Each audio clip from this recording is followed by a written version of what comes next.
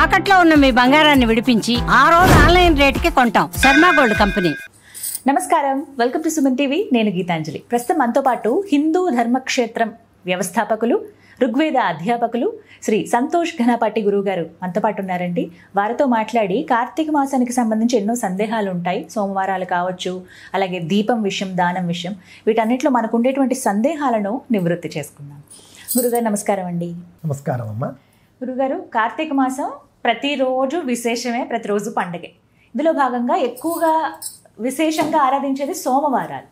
అయితే ఇందులో రాబోతున్నది 3వ సోమవారం. అసలు ఎంత ఇష్టమో చాలా మంది ఎదురు చూస్తారు కూడా. మిగిలిన అన్ని వారాల కన్నా 3వ సోమవారం అంటే ఎందుకో చాలా విశేషం. మేము చిన్నప్పటి నుంచి వినేదాన్ని బట్టి కూడా. అసలు ఆ రోజు శివార్చన ముఖ్యంగా మాట్లాడుకుంటే ఎలా చేయాలి, లేదా విష్ణు ఆరాధన అంటే అవి ఎలా చేయాలి, దీపాలు వెలిగించాలా, స్నానం ఖచ్చితంగా ఆ రోజున చేయాలా, అంటే నదీ స్నానం అలాంటివి, ఆ రోజు ఏమైనా దానాలు చేయాలా, దీపం ఎలా వెలిగించాలి, ఇలా చాలా సందేహాలు ఉన్నాయి. ముఖ్యంగా ఆ ఒక్కరోజు ఉపవాసం ఖచ్చితంగా ఉండాలా, ఉపవాసం ఉంటే అసలు ఆహారంగా ఏం తీసుకోవాలి, సాయంత్రం పూట ఉదయం అంతా ఉండాలా లేకుంటే సాయంత్రం ఉండాలి, ఇలా ఎన్నో సందేహాలు నివృత్తి చేయండి. మీరు అన్నట్లుగా కార్తీక సోమవారం అనేటటువంటిది జనుల్లో బాగా విశేషమైనటువంటి ప్రాచుర్యంలో ఉన్నది. శివభక్తులు విశేషంగా కార్తీక సోమవారం వ్రతం ఆచరిస్తారండి. కార్తీక మాహాత్మ్యంలో 2వ అధ్యాయంలో మీరు చూసుకుంటే, యః కార్తీకే మాసి నృప సోమవారం వ్రతం చరేత్ సోమశేఖర తుష్ట్యర్థం సయాతి శివమందిరం అంటారు ఆయన. సోమశేఖరుడు అంటే శివుడు. సోమశేఖర తుష్ట్యర్థం అంటే సోమశేఖరుడు యొక్క ప్రీతి కోసం, ఆయన యొక్క అనుగ్రహం కోసం ఎవరైతే కార్తీక సోమవారం వ్రతాన్ని చేస్తారో వాళ్ళు సయాతి శివమందిరం, వాళ్ళు మరణానంతరం కైలాసానికి వెళ్తారు అని చెప్పేసి. మీరు అన్నట్లుగా 3వ కార్తీక సోమవారం ఎందుకు విశేషము అంటే, సాధారణంగా 3వ కార్తీక సోమవారం ఒక్కొక్కసారి పౌర్ణమికి దగ్గరగా వస్తుంది అనుకుంటాను నాకు తెలిసి. పౌర్ణమి ముందు రోజో, పౌర్ణమి నాడో, పౌర్ణమి తర్వాత రోజు. అందువల్ల పౌర్ణమికి దగ్గరగా ఉన్నటువంటి వారాలకు విశిష్టత ఎక్కువ. మీకు శ్రావణ శుక్రవారం కూడా అంతే. 2వ శుక్రవారాన్ని ఎక్కువ విశేషం అంటారు. అవాళే మనం అంతా కూడా వ్రతం చేస్తాం. ఎందుకు అనంటే పౌర్ణమికి ముందు ఉన్నటువంటి శుక్రవారం చేయమని కల్పనలో ఉంది. అది సాధారణంగా 2వ వారం ఉంటుంది. మొన్నసారి 3వ వారం వచ్చింది. 5 వారాలు వేసుకున్నాం. 5 వారాలు రావడం వల్ల 2వ వారమే కదండి అని అందరూ అన్నారు. కాదు, అక్కడ 2వ వారం లెక్క కాదు, పౌర్ణమికి ముందు వచ్చే శుక్రవారం లెక్క అని మేమంతా కలిసి శాస్త్రంలో ఉన్నదాన్ని ఈసారి 3వ వారం పౌర్ణమి ముందు రోజు వచ్చింది. అందువల్ల అవాళే వరలక్ష్మి వ్రతం అని చెప్పాం. అదేవిధంగా కార్తీక సోమవారం కూడా పౌర్ణమికి ముందు ఉంటుంది కాబట్టి 3వది విశేషంగా ఎక్కువ మంది చేసుకుంటూ ఉంటారండి. కార్తీక సోమవారం నాడు ఏ విధంగా వ్రతం ఆచరించాలి, ఇది చాలా అద్భుతమైనటువంటి ఫలితాన్ని ఇస్తుందండి. కార్తీక మహాత్మ్యంలో 2వ అధ్యాయం మనకు కార్తీక సోమవార మహాత్మ్యాన్ని చెబుతుంది. ఈ కార్తీక సోమవారం నాడు పగలంతా ఉపవాసం ఉండి రాత్రి నక్షత్రాన్ని చూసి భోజనం చేయడం అనేది ఒక పద్ధతి. దానికి నక్తము అని పేరు, అంటే రాత్రి భోజనం చేయడం. కొంతమంది రాత్రి వరకు ఉండలేరు. రాత్రి వరకు ఉండలేని వాళ్ళు ఛాయానక్తం అని వాళ్ళకు ఒక అవకాశం ఉంది. ఛాయానక్తము అని అంటే ఇంచుమించుగా సాయంత్రం ఒక 4:30 ప్రాంతం అండి. అంటే 4:30 వరకు ఉండి 4:30కి తినేయచ్చు అని. కొంతమంది ఏకభుక్తం చేయవచ్చు అన్నారు. ఏకభుక్తం అంటే మధ్యాహ్నం తిని రాత్రి తినకుండా ఉండడం, దానికి ఏకభుక్తము అని పేరు. ఏకభుక్తం చేయవచ్చు. ఇంకొకటి అయాచితము అని ఒక విధానం ఉంది. అంటే అమ్మ అన్నం పెట్టు, లేకపోతే అక్క అన్నం పెట్టు, లేకపోతే భార్యను ఉద్దేశించి గాయత్రి అన్నం పెట్టు అని అడగడం కాకుండా వాళ్ళంతట వాళ్ళు పెడితే తినడం, అంతే అయాచితం అని పేరు. ఆ విధంగా అసలు నేను తింటాను, నాకు కావాలి అని అడగకుండా వాళ్ళంతట వాళ్ళు పెట్టినప్పుడు తినడాన్ని అయాచితము అని పేరు. ఇందులో ఏది అవకాశం ఉంటే ఆ ఉపవాసం చేయవచ్చు. పగలంతా ఉపవాసం అనుకుందాం, ఎక్కువ మంది నక్తం చేస్తారు. పగలంతా ఉపవాసం ఉంటే రాత్రి నక్షత్రాన్ని చూసి భోజనం చేస్తారు. అయితే పగలంతా ఉపవాసం ఉంటూ ఏం చేయాలంటే ఉదయం నదీ స్నానం చేయాలి.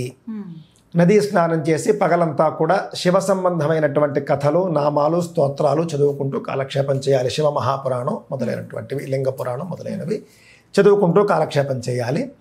సాయంత్రం చక్కగా వెళ్ళి సూర్యాస్తమయానికి ముందు పువ్వులు, దళాలు అవన్నీ కోసి తెచ్చుకుని సూర్యాస్తమయానికి ముందు స్నానం చేసి ప్రదోష కాలం అంటే సూర్యాస్తమయం నుండి 48 నిమిషాల ప్రదోష కాలంలో శివలింగానికి అభిషేకం చేసుకుని అభిషేకం అయిన తర్వాత నక్షత్రాన్ని దర్శించి నక్షత్రాన్ని కూడా దర్శించిన తర్వాత కొంత ఆహారాన్ని భూత బలి అని, భూతం అంటే జీవి, భూతం అంటే మనం ఏదో ప్రేతం అనుకుంటాం, భూతము అని అంటే జీవి అని అర్థం. ఆ విధంగా బలి అంటే ఆహారం, భూత బలి అంటే జీవులకు ఆహారము అని అర్థం. ఆ విధంగా ఏదైనా ఒక జీవికి ఆహారం పెట్టి వీడు భోజనం చేయాలి. ఇది కార్తీక సోమవారం నాడు చేయవలసినటువంటిది. కార్తీక సోమవార మహాత్మ్యంలో మీరు చూస్తే ఒక ఆవిడ కథ ఉంటుంది, స్వాతంత్ర నిష్ఠుర అని ఆవిడ పేరు. ఈ స్వాతంత్ర నిష్ఠుర అనేక పాపాలు చేస్తుంది. ఆవిడ జీవించినటువంటి కాలంలో పూర్తిగా వ్యభిచారం మొదలైనటువంటివి చేసి అడ్డుగా ఉన్నటువంటి భర్తను కూడా అడ్డు తొలగించుకుంటుంది.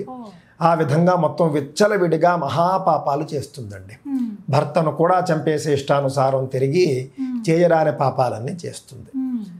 అయితే మరణించిన తర్వాత అంటే ఎప్పుడూ దేవుణ్ణి ధ్యానించి ఉండదు, ఎప్పుడూ భగవన్నామస్మరణ చేసి ఉండదు, ఎప్పుడూ ఇంతే పని ఆవిడ పని. మహాపాపాలను చేసినటువంటి స్వాతంత్ర నిష్ఠుర మరణించిన తర్వాత పాపాలకు తగ్గట్లుగా యమలోకానికి వెళ్తుంది. నరకంలో ఘోరమైనటువంటి శిక్షలు అనుభవిస్తుంది. భర్తని బండరాయితో బోధి చంపేస్తుంది కాబట్టి అక్కడ నరకంలో కూడా బండరాళ్లతో కొడుతూ ఉంటారు. ఈ విధంగా చాలా శిక్షలు అనుభవిస్తుంది.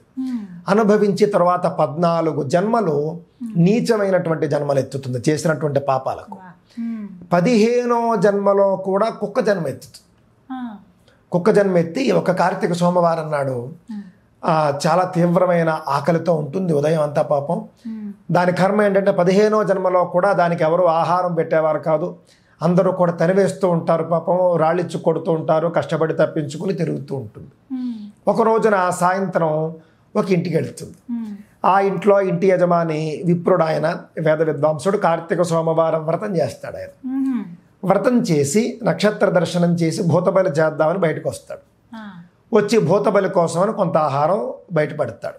భూతం అంటే మరి జీవే కదా, కుక్క. ఈ కుక్క ఆ భూతబలి తింటుంది. పగలంతా కూడా ఎవరూ ఆహారం పెట్టకపోవడం వల్ల పూర్తి కటిక ఉపవాసంతో ఉంటుంది కుక్క. ఉండి సూర్యాస్తమయం తర్వాత ఆయన నక్షత్ర దర్శనం చేసుకుంటూ ఉండగా ఆయన పెట్టిన భూతబలి తింటుంది. అంటే కార్తీక సోమవారం అంతా ఉపవాసం చేసినటువంటి ఫలితం వచ్చింది. నక్షత్ర దర్శనం తర్వాత ఆహారం తిన్నటువంటి ఫలితం ఆ కుక్కకు వచ్చింది. దానివల్ల వెంటనే దానికి పూర్వజన్మ స్మృతి కలుగుతుంది. పూర్వజన్మ స్మృతి కలిగి ఓ విప్ర, ఓ విద్వాంసుడా అని చెప్పేసి మానవ భాషలో పిలుస్తుంది. ఆయన ఆశ్చర్యపోతాడు, ఎవరు ఇంతసేపు బయట ఎవరు లేరే అని చెప్పేసి. ఒక్క నిమిషం ఆలోచిస్తే కుక్కే మాట్లాడుతుంది. ఓహో కుక్కేనా అని చెప్పేసి ఆశ్చర్యపోతాడు. ఆయనకి ఆశ్చర్యమే. బయటకు వస్తాడు, ఏమిటి నీ కథ అంటాడు. ఇది అని చెబుతుంది. నాకేమైందో తెలియదు, నువ్వు పెట్టిన ఆహారం తిన్న వెంటనే నాకు పూర్వజన్మ స్మృతి వచ్చింది అని అంటే అప్పుడు ఆయన దివ్య దృష్టితో చూస్తాడు. మహాత్ముడు ఆయన, సామాన్యుడేం కాదు. దివ్య దృష్టితో చూస్తే మొత్తం ఆవిడ స్వాతంత్ర నిష్ఠురగా ఉన్నప్పుడు చేసిన పాపాలు, జన్మలు, నరకాలు మొత్తం చూసి, నువ్వు ఇన్ని పాపాలు ఇవన్నీ చేసావు, అందుకే కుక్క జన్మలో ఉన్నావు. నేడు పగలంతా నువ్వు ఉపవాసం ఉన్నావు. సాయంత్రం సూర్యాస్తమయ కాలం తరువాత ఇక్కడికి వచ్చి నువ్వు నక్షత్ర దర్శనం చేసి ఈ యొక్క ఆహారాన్ని తిన్నావు. ఆ యొక్క ఫలితం చేత నీకు పూర్వజన్మ స్మృతి కలిగింది అని చెప్పేసి ఆయన చెబుతాడు. నాకు పూర్వజన్మ స్మృతి అయితే వచ్చింది, దయచేసి ఈ జన్మ నుండి కూడా నన్ను ఉద్ధరించండి అని చెప్పేసి వేడుకుంటుంది. అప్పుడు ఆయన పాపం ఏం చేస్తాడంటే, పరోపకారం చేసేవాళ్ళు కాబట్టి ఆయన ఆ రోజు చేసినటువంటి కార్తీక సోమవారం వ్రత ఫలితాన్ని ఈ కుక్కకి ధారపోస్తాడు ఆయన. ఈ కుక్కకి ధారపోయడం వల్ల వెంటనే అది కుక్క శరీరాన్ని వదిలిపెట్టేసి ఒక దివ్యమైనటువంటి ఒక యువతి శరీరాన్ని తీసుకుంటుంది. తీసుకుని చక్కగా ఆ యొక్క విప్రుడికి, వేద విద్వాంసుడికి నమస్కరించుకుని కైలాసానికి వెళ్ళిపోతుంది. ఇది కార్తీక సోమవారం యొక్క మహాత్మ్యం. ఆవిడ చేసినటువంటి పాపాలకు తగిన శిక్షలన్నీ అనుభవించింది. అనుభవించిన తరువాత కార్తీక సోమవారం వ్రత మహిమ చేత కుక్క జన్మ నుండి కైలాసానికి వెళ్ళింది. ఇది కార్తీక సోమవార వ్రతం వల్ల మనకు కలిగేటటువంటి ఫలం. శక్తి ఉన్నవాళ్ళు కార్తీక మాసంలో అన్ని సోమవారాలు చేయాలి అని చెప్పేసి మనకు పురాణాలు చెబుతూ ఉన్నాయి. కార్తీక సోమవారం నాడు మరొక విశేషం ఉందండి. పూర్వ సువాసినులు అని ఉంటారు. ఈ పూర్వ సువాసినులట కార్తీక సోమవారం నాడు మహావిష్ణువుని పూజించాలి. పూజిస్తే కనుక విశేషమైనటువంటి ఫలితం వస్తుంది. వాళ్ళు మరణానంతరం వైకుంఠానికి వెళ్తారు అని మనకు కార్తీక మహాత్మ్యం చెబుతూ ఉన్నది. కార్తీక సోమవారంలో విశేషమైనటువంటి రోజుల్లో కార్తీక సోమవారం మొట్టమొదటిది, అందులో ఎలాంటి సందేహం లేదండి. ఈ విధంగా 3వ సోమవారం జరుపుకోవాలి. ఎందుకంటే చాలా మందికి ఇవే సందేహాలు, అసలు ఆ రోజు ఎలా చేయాలి, ఏం చేయాలనేది. అయితే సోమవారం నాడు నదీ స్నానం, ఉపవాసం, దీపారాధన. ఈ దీపారాధన అనేది సూర్యోదయానికి ముందు కానీ సూర్యాస్తమయం తర్వాత కానీ చేయాలి.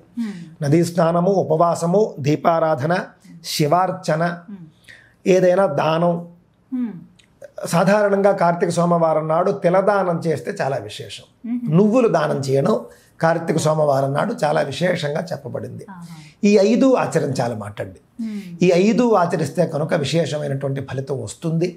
కార్తీక మాసంలో దానం చేయవలసినటువంటివి చాలా ఉన్నాయి. మన శక్తిని బట్టి మనం నీళ్లు దానం చేసినా కూడా ఫలితం ఉన్నది.